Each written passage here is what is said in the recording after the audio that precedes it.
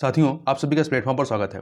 यहाँ पर हम लोग भारत के रामसर स्थलों के बारे में चर्चा करेंगे और रामसर स्थल तथा आर्द्रभूमियों से संबंधित जो भी महत्वपूर्ण बिंदु हैं जिनसे आपके परीक्षा में प्रश्न बनते हैं, उन सभी की चर्चा यहाँ पर हम लोग इस वीडियो के तहत करेंगे। तो चलिए प्रारंभ करते हैं। सबसे पहले हम लोग बात कर लेते हैं कि आर्द्रभूमि होती क्या है। तो देखिए, आर्द्रभूमियों पर जो रामसर अभिसमय है, इसके अनुसार दलदली भूमि वाले क्षेत्र, जल भरण वाले इलाके, शुष्क प्रदेश इत्यादि को आर्द्रभूमि के रूप में परिभाषित किया गया है। इसके अतिरिक्त प्राकृतिक अथवा कृत्रिम, स्थायी अथवा अस्थायी, पूर्णकालिक आर्द्र अथवा अल्पकालीन, स्थिर जल अथवा अस्थिर जल, मीठा या लवणीय जल, इन सभी प्रकार के जलों वाले स्थल आर्द्रभूमि के अंतर्गत आते हैं।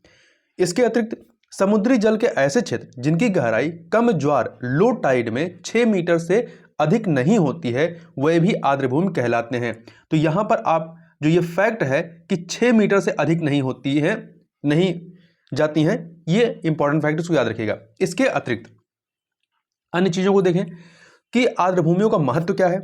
तो पहली चीज, आर्द्रभूमियां जो है मानव के अस्तित्व के लिए अत्यावश्यक है। इनसे मनुष्य को अनगिनत लाभ प्राप्त होते हैं, जैसे ताजे जल की आपूर्ति, खाद्य एवं निर्माण सामग्रियों की प्राप्ति इत्यादि।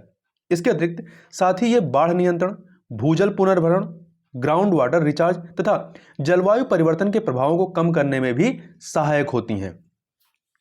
अब रामसर अभिसमय की बात करें, अर्थात रामसर कन्वेंशन की, तो आर्द्रभूमियों पर अभिसमय कन्वेंशन ऑन वेटलैंड्स को रामसर अभिसमय रामसर कन्वेंशन के नाम से भी जाना जाता है। यह आर्द्रभूमियों एवं उनके संसाधनों के संरक्षण तथा समझदारी पूर्वक उपयोग हेतु एक अंतर सरकारी संधि है। इस संधि का उद्देश्य स्थानीय तथा राष्ट्रीय कार्रवाइयों और अंतर्राष्ट्रीय सहयोग के माध्यम से आर्द्रभूमियों का संरक्षण को सुनिश्चित करना है। इस अभिसमय या कन्वेंशन का नामकरण ईरान के शहर रामसर के नाम पर किया गया, जहां वर्ष 1971 में, ध्यान रखिएगा 1971 में यह कन्वेंशन हस्ताक्षरित हुआ था। रामसर अभिसमय वर्ष 1975 में प्रभावी होता है, 1975 में प्रभावी होता है। वर्तमान में इस अभिसमय के हस्ताक्षरकर्ता देशों की संख्या कितनी है? 172 है। अब आपके लिए एक प्रश्न है, आप कमेंट बॉक्स में बता सकते हैं कि भारत जो है इस रामसर अभिसमय में कब शामिल हुआ या उसने इस पर हस्ताक्षर कब किए। तो आगे चलते हैं। इस अभिसमय में शामिल होते समय प्रत्येक देश को अपने क्षेत्र के अंतर्गत स्थित न्यूनतम एक आर्द्रभूमि स्थल को अंतरराष्ट्रीय महत्व की आर्द्रभूमियों की सूची, list of wetlands on international importance में शामिल किए जाने के लिए नामित करना होता है। अंतरराष्ट्रीय महत्व की आर्द्रभूमियों की सूची को रामसर सूची भी कहा जाता है। वर्तमान में यह रामसर सूची विश्व में संरक्षित क्षेत्रों या प्रोटेक्टेड एरिया का सबसे बड़ा नेटवर्क है।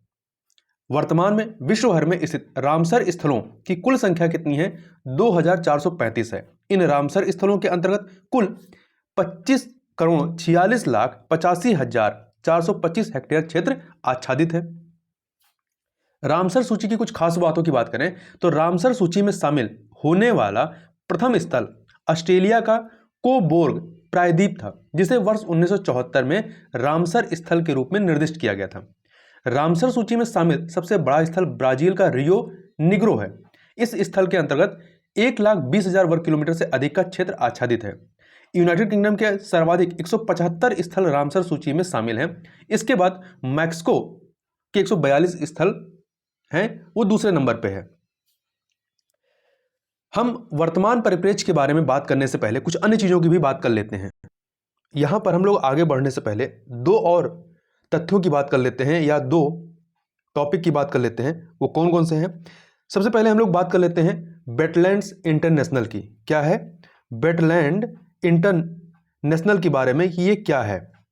तो देखिए, यह आर्द्रभूमियों के संरक्षण और उनके पुनर्स्थापन या रिस्टोरेशन के लिए समर्पित एकमात्र गैर सरकारी और गैर लाभकारी संस्था, एक प्रकार से एनजीओ है।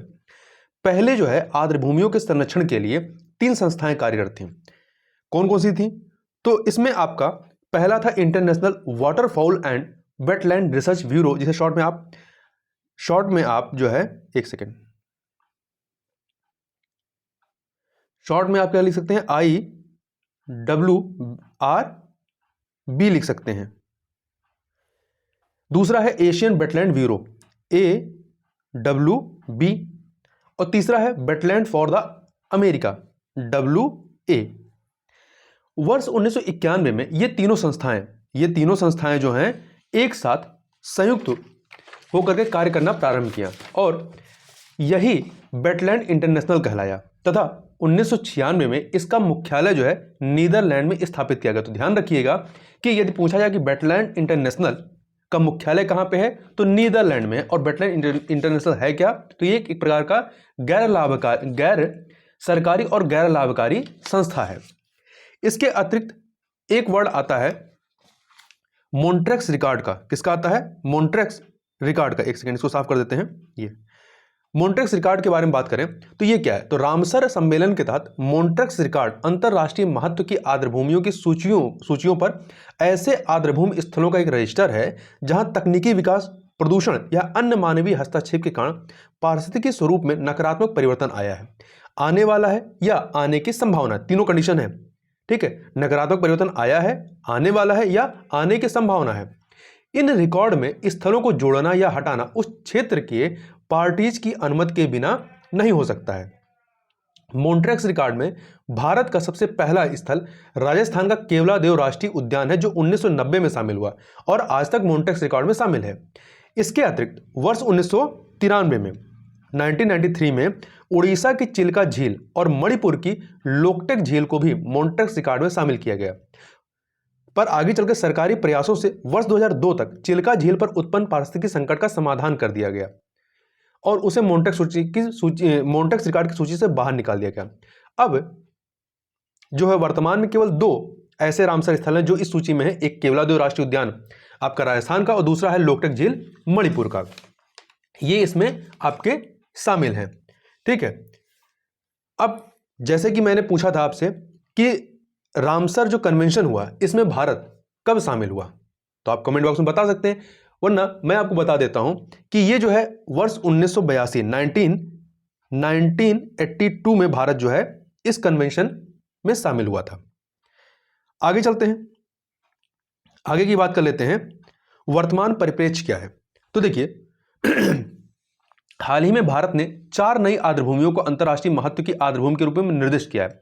अब यहां 4 नहीं कह सकते, 5, क्योंकि लेटेस्ट जो है 5वां भी शामिल किया गया है।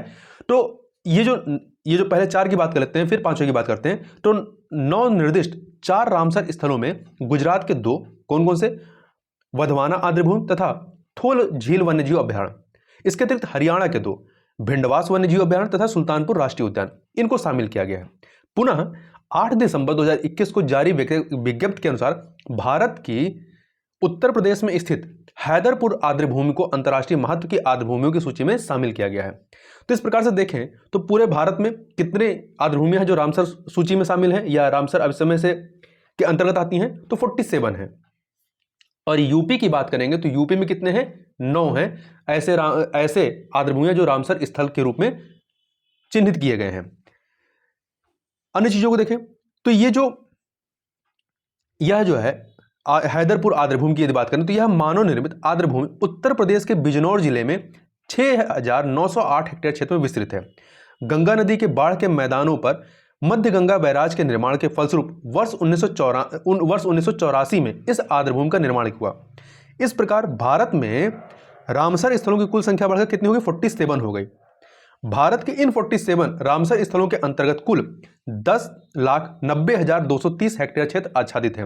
यहां ध्यान रखिएगा जो हैदरपुर आर्द्रभूमि है ये मानव निर्मित अर्थात मैन मेड है। आगे चलते हैं तो हम लोग पहले बात कर लेते हैं गुजरात के जो 2 शामिल किए गए हैं उसमें वधवाना आर्द्रभूमि की बात कर लेते हैं। तो यह आर्द्रभूमि गुजरात के बड़ोदरा जिले के डभोई तहसील में स्थित है।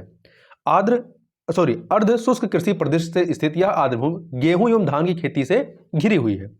100 वर्षों से अधिक पुरानी इस मानव निर्मित आर्द्रभूमि का निर्माण 1909-10 में तत्कालीन बड़ौदा राज्य के शासक सयाजी राव गायकवाड़ तृतीय ने करवाया था। तो यहां ध्यान रखिएगा कि वधवाना आर्द्रभूमि भी मैन मेड या मानव निर्मित है। आगे चलते हैं शीत ऋतु में इसी के बारे में। तो शीत ऋतु में प्रवासी जल पक्षियों का आश्रय स्थल होने के कारण यह स्थल अंतरराष्ट्रीय रूप से महत्वपूर्ण है। मध्य एशियाई उड़ान मार्ग सेंट्रल एशियन फ्लाईवे से 80 से अधिक जल पक्षियों की प्रजातियां यहां से प्रवास हेतु आती हैं। मतलब यहाँ प्रवास हेतु आती हैं। लालसर रेड क्रिस्टेड पोचर्ड नामक बतख, जिसकी उपस्थिति पश्चिम भारत में सामान्यतः दुर्लभ होती है, शीत ऋतु में नियमित तौर पर यहाँ आती हैं। महत्वपूर्ण सिंचाई के उद्देश्य से निर्मित यह आर्द्रभूमि वर्तमान में एक महत्वपूर्ण जल पक्षी आवास के रूप में परिवर्तित हो गई है। साथ ही यह पर्यावरणीय पर्यटन एवं प्रकृति संबंधी शैक्षिक गतिविधियों का केंद्र भी है। आगे देखते हैं, दूसरा जो है थोल झील वन्यजीव अभ्यारण्य गुजरात का। यह अभ्यारण्य गुजरात के मेहसाणा जिले में स्थित है। यह झील थोल झील मानव निर्मित उथले जल की छोटी झील है, जिसमें नर्मदा नहर के साथ साथ वर्षा के माध्यम से जल एकत्रित होता है। तो ध्यान रखिएगा कि थोल झील भी जो है मैन मेड है। मूलतः वर्ष 1912 में सिंचाई के उद्देश्य से निर्मित इस झील को वर्ष 1988 में वन्यजीव अभ्यारण्य घोषित कर दिया गया था। मध्य एशियाई उड़ान मार्ग पर स्थित यह एक अत्यधिक महत्वपूर्ण आर्द्रभूमि है। यह आर्द्रभूमि गुजरात की लगभग 57% पक्षी प्रजातियों का आवास है। साथ ही यहाँ भारतीय जल पक्षियों की लगभग 43% आबादी भी पाई जाती है। यहाँ पाई जाने वाली पक्षियों की प्रमुख प्रजातियों में सारस, जांघिल, कचाटोर, छोटा राजहंस, बंगाल का गिद्ध, स्लेट टिहरी शामिल हैं। अब चलते हैं हरियाणा के जो 2 शामिल किए गए उसमें पहला है भिंडवास वन्यजीव अभ्यारण्य। तो भिंडवास वन्यजीव अभ्यारण्य मानव निर्मित मीठे पानी की आर्द्रभूमि है। तो ध्यान रखिएगा ये भी मैन मेड है। यह हरियाणा में स्थित सबसे बड़ी आर्द्रभूमि है। यह हरियाणा के झज्जर जिले में स्थित है। इस आर्द्रभूमि को वर्ष 1986 में 1986 में संरक्षित क्षेत्र घोषित कर दिया गया था। वर्ष 2011 में पर्यावरण वन एवं जलवायु परिवर्तन मंत्रालय भारत सरकार द्वारा इसे पर्यावरणीय दृष्टि से संवेदनशील क्षेत्र इको सेंसिटिव जोन घोषित किया गया था। सफेद गिद्ध, इजिप्शियन वल्चर, स्टेपी ईगल जैसी पक्षियों की संकटग्रस्त प्रजातियां यहां पाई जाती हैं। दूसरा है यहां का सुल्तानपुर राष्ट्रीय उद्यान। सुल्तानपुर राष्ट्रीय उद्यान हरियाणा के गुरुग्राम जिले में स्थित है। वर्ष 2010 में पर्यावरण एवं जलवायु परिवर्तन मंत्रालय ने सुल्तानपुर राष्ट्रीय उद्यान के संरक्षित क्षेत्र की सीमा 5 किलोमीटर तक के क्षेत्र को पारिस्थितिकी और पर्यावरण दृष्टि से संवेदनशील क्षेत्र घोषित कर दिया था। यह पार्क प्रवासी पक्षियों के साथ निवासी पक्षियों के लिए भी प्रसिद्ध है। तो ये देखिए ये आपका मैन मेड नहीं है। अब हम लोग जो है भारत में जो रामसर स्थित रामसर स्थल 47 उनको एक बार देख लेते हैं कि कौन सा रामसर स्थल किस राज्य में स्थित है। काफी महत्वपूर्ण है, एक बार इस सूची को हम लोग देख लेते हैं। तो सबसे पहले बात करते हैं अष्टमुड़ी आर्द्रभूमि की। ये केरल में है। भितरकनिका मैंग्रोव उड़ीसा में है। भोज आर्द्रभूमि मध्य प्रदेश में है। चंद्रताल आर्द्रभूमि हिमाचल प्रदेश। चिल्का झील ओडिशा। दीपोर झील असम। पूर्वी कलकत्ता आर्द्रभूमि पश्चिम बंगाल। हरिके झील पंजाब में। होकरा आर्द्रभूमि जम्मू कश्मीर। कांजली पंजाब। केवलादेव राष्ट्रीय उद्यान राजस्थान। कोलेरी झील आंध्र प्रदेश। लोकटक झील मणिपुर। नल सरोवर गुजरात। पॉइंट केलिमर वन्यजीव और पक्षी अभयारण्य तमिलनाडु। और पोंग बांध झील ये आपका हिमाचल प्रदेश में है। एक सेकंड आगे चलते हैं।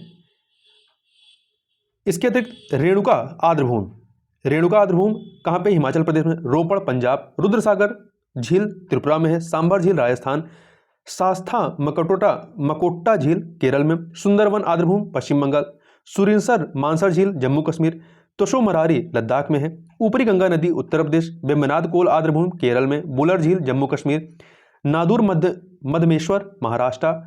केशोपुर मियानी सामुदायिक रिजर्व पंजाब में। ब्यास संरक्षण रिजर्व पंजाब में। इसको साफ कर लेते हैं, एक सेकंड। अब आगे चलते हैं। अगला है नांगल वन्यजीव अभ्यारण्य पंजाब में। नवाबगंज पक्षी अभ्यारण्य उत्तर प्रदेश। पार्वती आरंगा पक्षी अभ्यारण्य उत्तर प्रदेश। समान पक्षी अभ्यारण्य उत्तर प्रदेश। समसपुर पक्षी अभ्यारण्य उत्तर प्रदेश। सांडी पक्षी अभ्यारण्य उत्तर प्रदेश। सरसई नवर झील उत्तर प्रदेश। ठीक, ये सभी उत्तर प्रदेश के रामसर स्थल हैं। कांवरताल आर्द्रभूमि ये भी हाल ही में इसे शामिल किया गया था, बिहार में है और ये बिहार का पहला है और एकमात्र है। आसन संरक्षण रिजर्व आपका उत्तराखंड। शूर सरोवर उत्तर प्रदेश। लोनार झील महाराष्ट्र में। तशोकर आर्द्रभूमि लद्दाख। बधवाना आर्द्रभूमि गुजरात। थोल झील वन्यजीव अभ्यारण्य गुजरात। भिंडवास वन्यजीव अभ्यारण्य हरियाणा। सुल्तानपुर राष्ट्रीय उद्यान ये आपका हरियाणा में है। अब आगे बढ़ते हैं, आगे का देख लेते हैं। तो लास्ट में जो 47वें नंबर का शामिल हुआ है वो उत्तर प्रदेश का हैदरपुर आर्द्रभूमि और ये आपका क्या है? मैन मेड है। ठीक है, जिसकी क्षेत्रफल कितना है? 6908 है। तो इस बात को ध्यान रखिएगा। तो इस वीडियो में हम लोगों ने इन चीजों को देखा। तो इस वीडियो में बस इतना ही। मिलते हैं नेक्स्ट वीडियो में, तब तक के लिए बहुत बहुत धन्यवाद।